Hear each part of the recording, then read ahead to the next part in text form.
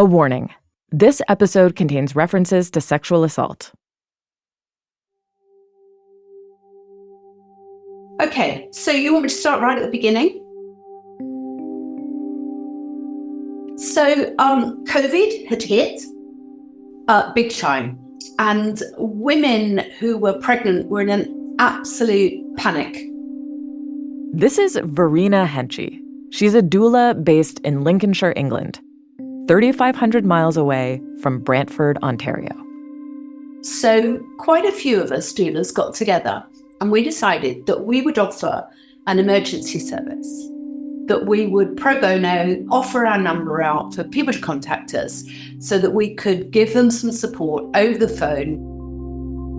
And I got an early evening call and it said, "Hello, I'm a first-time mom. I've just turned 39 weeks yesterday." She continued to contact me by text many, many times over the next few hours. And then eventually, she gets in touch with me verbally on the phone and starts to talk me through her labour and begs me to stay with her, begs me not to go. And I was up all night, the whole night, with her. At some point, as night turns to day, Verena is told that midwives have arrived. And as the sun comes up, the baby arrives too. There is a baby cry. Then she says, feeling a bit, feeling not very good. Something seems to be going wrong. There's too much bleeding, and the midwives, who have been texting with Verena throughout this whole ordeal, are apparently worried and have called an ambulance. She tells me that the baby actually has some congenital heart condition, and it's decided that his chances of survival are absolutely minimal. Verena supports her client through this impossible situation. I was with her in total for 9 days. I was very, very overwhelmed, very overwhelmed. And then there was something really weird that happened on the 9th day. I got a message, supposedly, from the midwife who said, "What do you think? Do you think I should breastfeed this baby?" Why is the midwife asking if she should breastfeed this baby? And it really quickly unraveled. Like within half an hour, I knew it was fake. This story sounds very familiar, doesn't it? Well, here's the twist.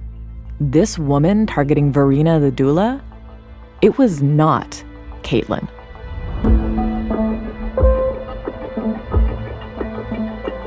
For CBC and the BBC World Service, I'm Sarah Treleaven. And this is The Con, Kaitlyn's baby.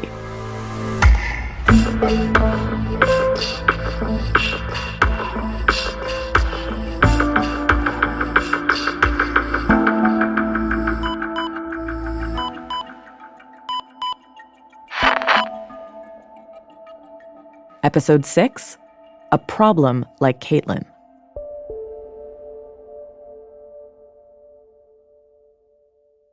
Unlike Kaitlyn, this woman in the UK used a fake name.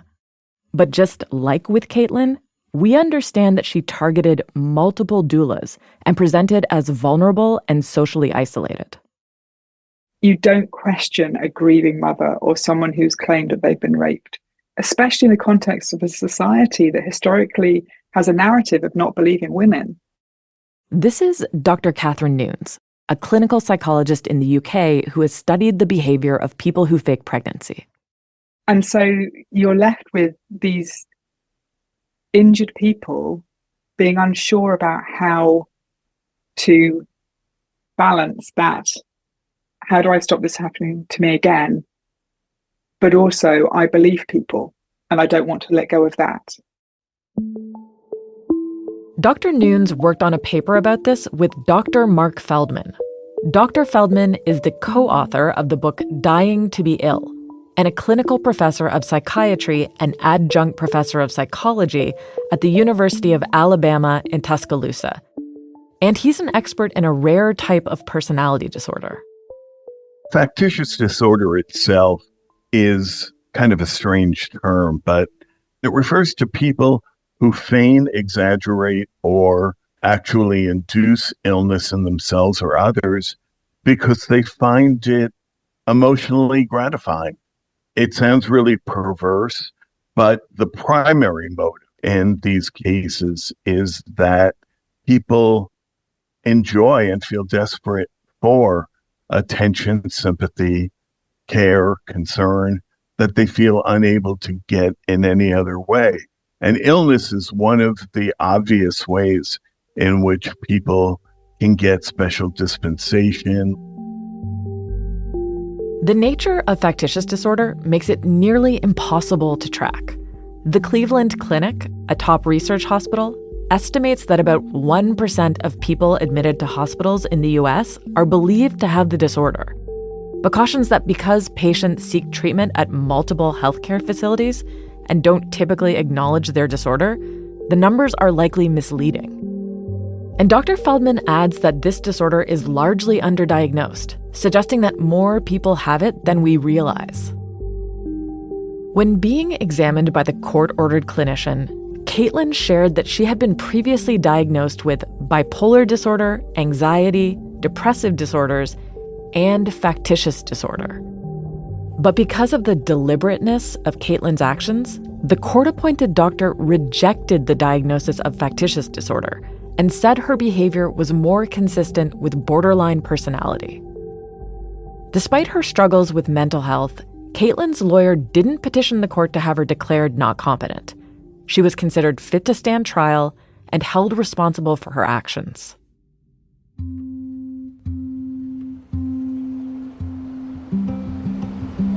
How are you guys doing? I mean, It's weird. yeah, This has got to be one of the weirder things that has ever... I mean, that's Yeah. put it mildly, but in addition to everything else. It's January 17th, 2024. More than a month since that guilty plea. And I am back outside the same courthouse. The prosecution and Kaitlyn's lawyer will be presenting the judge with a sentencing agreement today.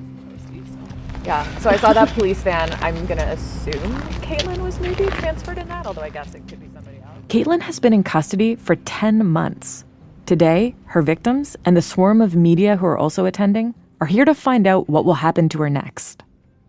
the Crown attorney said that pleading guilty shows remorse.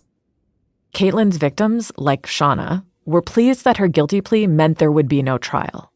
But it also became clear that certain charges had been dropped, including the sexual assault charges related to multiple incidents, like Kaitlyn asking for massages while naked. All of the sexual assault charges were brought down to what would they call it? Indecent act. So she has no possibility of being on the sex offender registry, which we're all pretty disheartened by. The courtroom doesn't open until 9:30, but by 9 a.m., we all move indoors. It's just way too cold to wait outside. Yeah. I'm surprised the courtroom isn't open yet. Not only will the sentencing agreement be presented today, but so will the victim impact statements. And I know that there have been a lot of people, just in the general public, who have had a really hard time understanding how awful it was. Mm-hmm. So yeah, I really hope that our victim impact statements help to communicate that. This is the doula's chance to finally be heard. It takes almost 2 hours to read all of the statements into the record.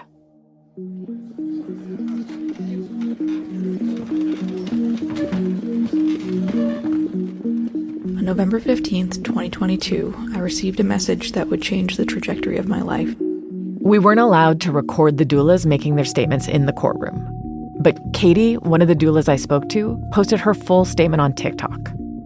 I've spent the last year in fear for not only myself, but for every doula in the area and across the world. There's nothing limiting Kaitlyn's reach, which is why her crimes are so devastating. Her words repeat in my head and her messages haunt the screenshots on my phone. I'm desperate to no longer have to hold on to this trauma as evidence. I'm terrified of the day when she may be released. The thought of seeing her out in public or even a new account popping up online is enough to make me physically ill. Shauna later sent me a recording of her statement as well. Kaitlyn Braun was my very first client, meaning that any client I ever have will be affected by what she did to me. Since my time with Miss Braun, I have been fearful of finding new clients. Every new referral I get, I wonder if they are being truthful. I no longer offer virtual support. This means that a large portion of the population no longer has access to my birth doula services, and I have less experience than I could have. This is a loss to the community, not just to me. After reading what I've written so far, one thing jumps out at me: fear. Kaitlyn Braun has made me afraid to do the work I am so passionate about. The trauma that Kaitlyn Braun caused me and my family is possibly difficult to understand and certainly difficult to describe, but cannot be understated. As the doula spoke, Kaitlyn sat in the prisoner's box. She was wearing a thick burgundy turtleneck sweater, her brown hair in a ponytail. Her hands and ankles were shackled. She had turned 25 while in jail.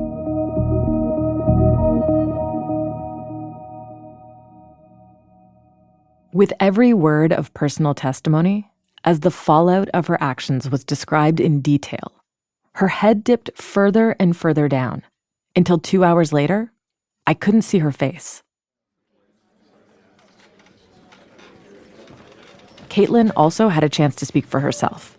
She stood and, after almost a year of silence, finally addressed her crimes. Your Honor, I'd like to thank you for the opportunity to speak before the court. A member of our team is reading portions of Kaitlyn's statement from the court transcript. I stand before you today because of the regrettable decisions I made that caused harm to a lot of people. I know that the words I speak today do not take back what I did, and I know that they don't automatically create healing. However, it is my hope that the words, along with my plan of action, show that I'm a changed person. My time in custody has allowed me an opportunity to reflect upon what I did, and this also allowed me the opportunity to decide what kind of person I want to be moving forward. While in jail, Kaitlyn participated in all kinds of programming, much of it religious. Her lawyers submitted a thick package of certificates she earned behind bars, from healthy body image to human trafficking awareness to managing emotional pain and grieving with God. What I did was ultimately very wrong, and I feel a strong sense of shame when I think about the hurt and the pain that I've caused. I never wanted to be the person I became. I'm ready to approach these supports with honesty and vulnerability, and I'm ready to show that I'm not going to reoffend. These statements are, of course, meant to demonstrate an understanding of one's actions, a commitment to reform, and a promise not to harm people again. Helpful for Judge Robert G., who has a sentencing agreement on the table. That agreement suggests that Kaitlyn spend 2 years on house arrest, 3 years probation, and lots of therapy. When these kinds of plea deals are reached between the prosecution and the defense, the judge usually accepts the arrangement. But on this day, that is not what happened.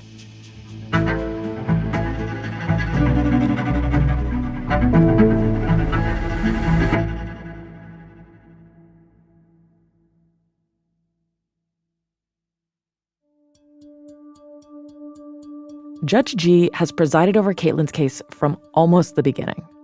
He's the one who has to decide if the deal in front of him is acceptable. To help with that, her lawyer shared details of Kaitlyn's life.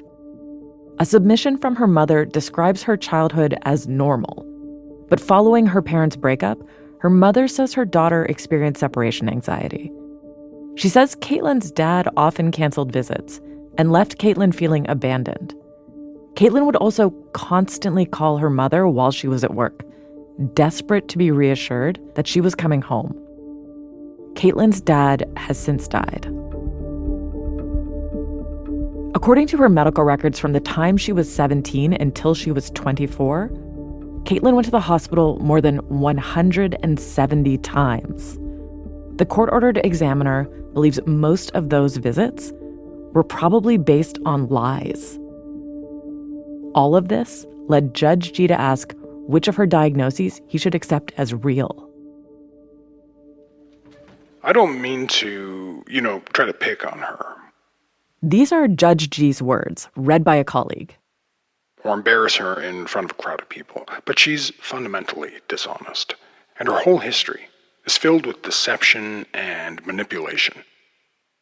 I wasn't able to discuss Kaitlyn's case with her own doctors, but I did speak to Dr. Feldman. He has not spoken directly to Kaitlyn, but he has spent a lot of time studying people he says are like her. He says he was surprised that the court hadn't accepted the diagnosis of factitious disorder. But I had never spoken to her, and so I'll defer somewhat to the evaluator who actually met with her and reviewed her records, which I have not done. Dr. Feldman has spent years studying factitious disorder and speaking to patients who have it.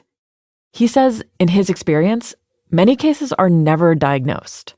There's a real knowledge deficit when it comes to factitious disorder, both in terms of what it is and what it is not. And people are uncomfortable with it. They view it as extraordinarily rare. It's underdetected, so it's rarely diagnosed. But based on my 30 years of experience, it's much more common than we think, because most of the examples go unidentified. These people are also master con artists and have great verbal skills and can make it seem like there are other reasons for their behavior that are more acceptable and maybe make even more sense to them than factitious disorder. And do these patients typically know that what they're doing is wrong even as they continue doing it? Yes, they do. They know it's wrong. Many of them tell me that they don't view themselves as bad people. They view themselves more as desperate people who needed just a little attention. An individual has to decide to either falsely report, exaggerate, or self-induce illness. And you can tell from the extensive planning that occurs in so many of these cases.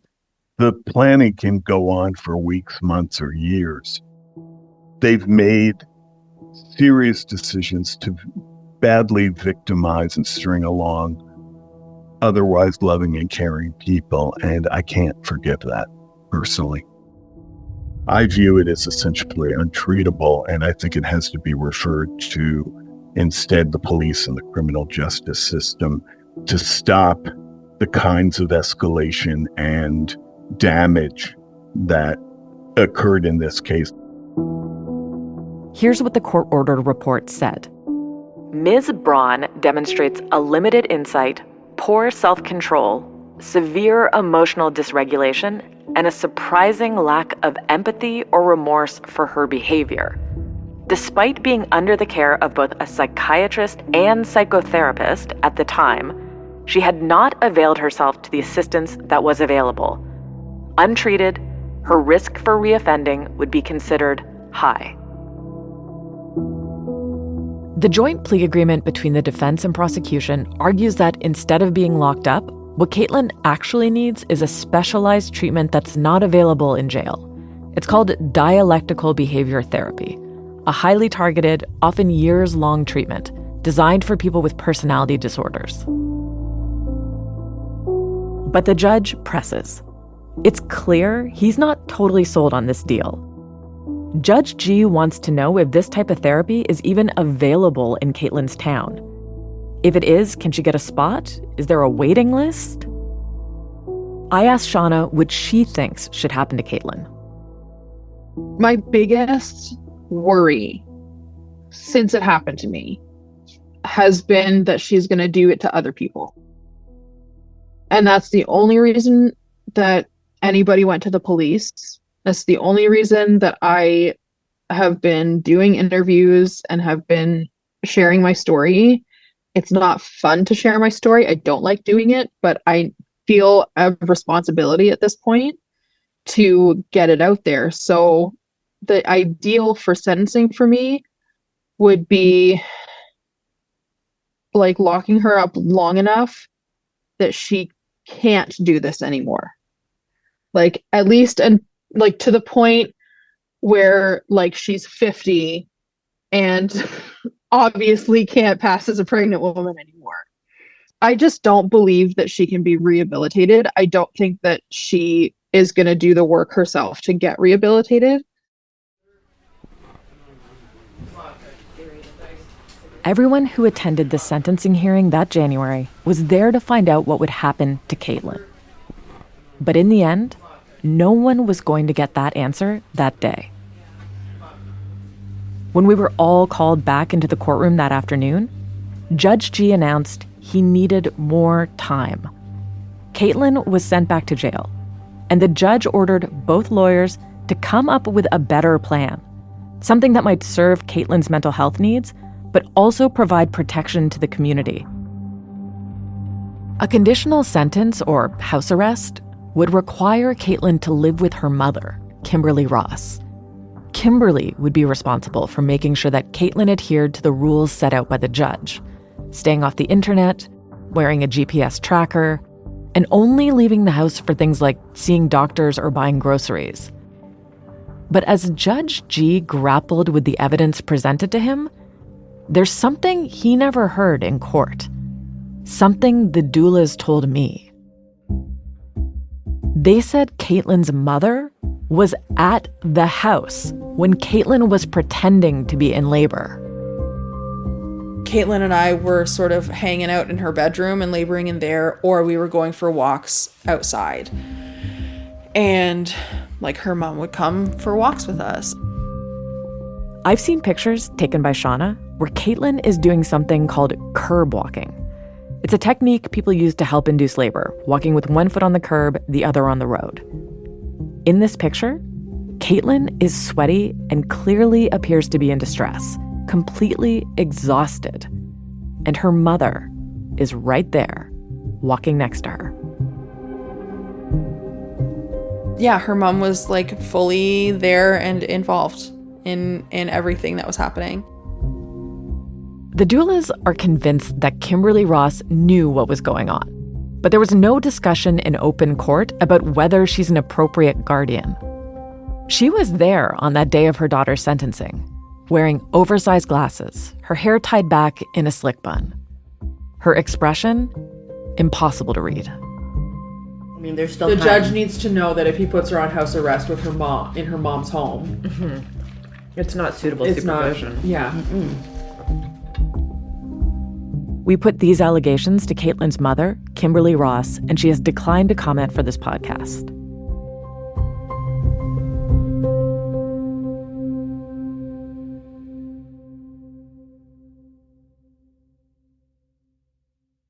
Finally, a month later, on the morning of February 14th, 2024, Judge Robert G. announced his decision.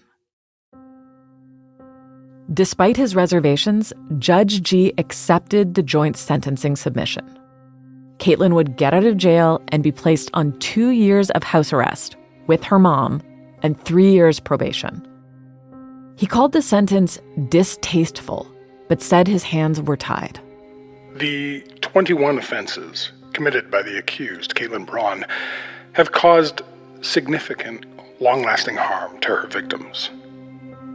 Again, this is my colleague reading the judge's words. I'm also unsure counsel are adequately assessing Ms. Braun's risk to the community. But again, the case law dictates I'm required to accept their position.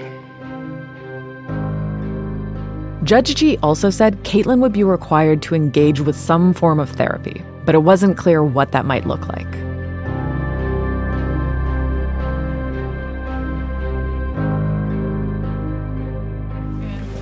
The judge only did that because he felt like he needed to, like his hands were tied, because it was a joint submission. Like, he knew that that was not giving anyone justice, but he had to do it. Yeah. The doulas were left wondering if house arrest with her mother and going to therapy would work. Could Kaitlyn stop herself from doing it all over again?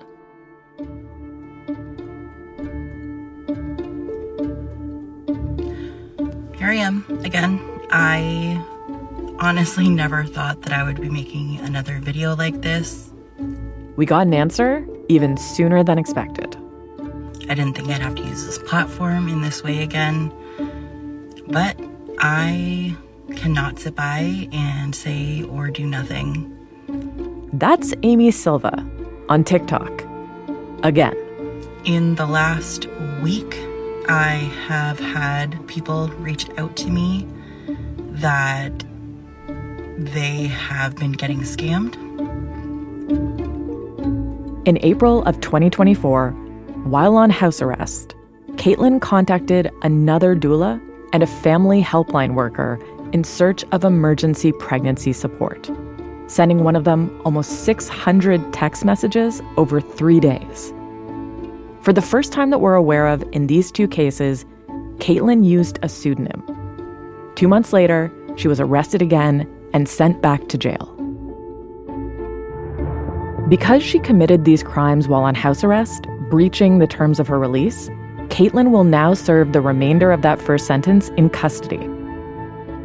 On January 7th, 2025, Kaitlyn pled guilty to a total of 4 new offenses: 2 counts of false pretenses with intent to defraud, 1 count of intent to harass, and 1 count of intent to injure or alarm. The Crown and defense have again stated their intention to provide a joint sentencing submission. This time, they're asking for 3 years in prison, which will be served after Kaitlyn completes the sentence for her original conviction, which has just over a year remaining. So Kaitlyn is potentially facing up to 4 years of incarceration. As of this recording, the judge is still reviewing the sentencing proposal. And we are no closer to solving a problem like Kaitlyn.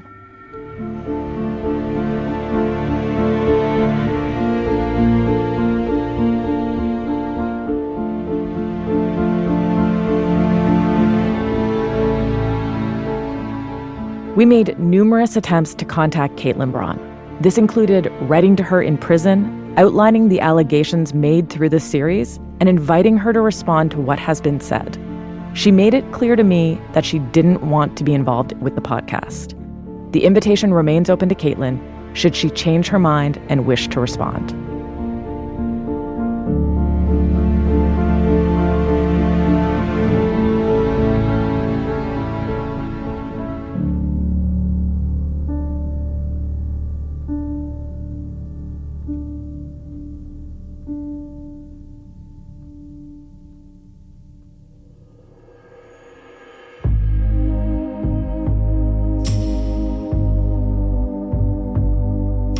You've been listening to The Con, Kaitlyn's Baby, produced by CBC and the BBC World Service. The series is written, researched, and produced by me, Sarah Treleaven, and produced, written, and edited by Kathleen Goldhar. Our senior producer is Veronica Simmons. Extra production support from Andrew Friesen and Alexis Green. Sound design and scoring by Mitchell Stewart. Emily Cannell is our digital coordinating producer. The fact checker is Emily Mathieu. Our podcast art was designed by Natalie Weinberg. Our cross-promo producer is Amanda Cox. Our video producers are Evan Agard, Tamina Aziz, and John Lee. Special thanks to Evan Kelly, Jason Paris, Damon Fairless, Kelvy Goldhar-Killick, and Phelan Johnson. Our executive producers are Cecil Fernandez and Chris Oak. Tanya Springer is our senior manager. Arif Noorani is the director, and Leslie Merklinger is the executive director of CBC Podcasts. For the BBC World Service, Kat Collins is the senior producer, and John Manell is the podcast commissioning editor.